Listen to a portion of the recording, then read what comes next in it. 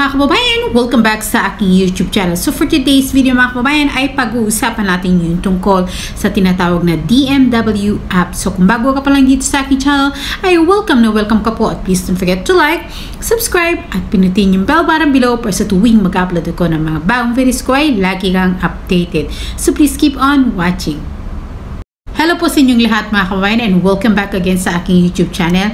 And for today's video ay pag-uusapan natin yung tinatawag na DMW mobile application. So ano nga ba ang ibig sabihin ng DMW mobile application? So isa po itong online platform na kung saan ay mas mapapabilis po ang pag-access ng ating mga OFW sa mga department services.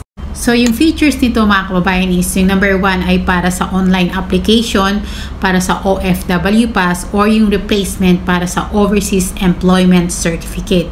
So, para po sa kalaman ng lahat mga kababayan, ni-launch po itong DMW mobile app last July 2023. So, alam ko maraming nabibisit dito sa DMW app kasi nga error pa rin siya ng error.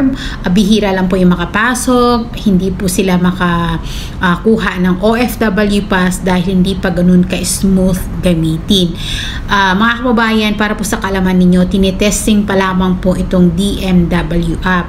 So, sa mga kababayan ko dyan na i-stress, lalo sa mga nagbabakasyon ngayon sa Pilipinas, pwede nyo po gamitin muna yung tinatawag na Overseas Employment Certificate ninyo.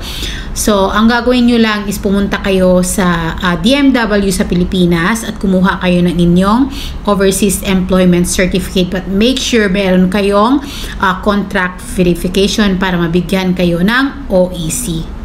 So hanggang dito na nga lang po itong video na to at sana po ay makatulong sa inyo. Maraming salamat po sa patuloy na panunood at pagsuporta ng aking channel. Stay safe and God bless us all. Bye!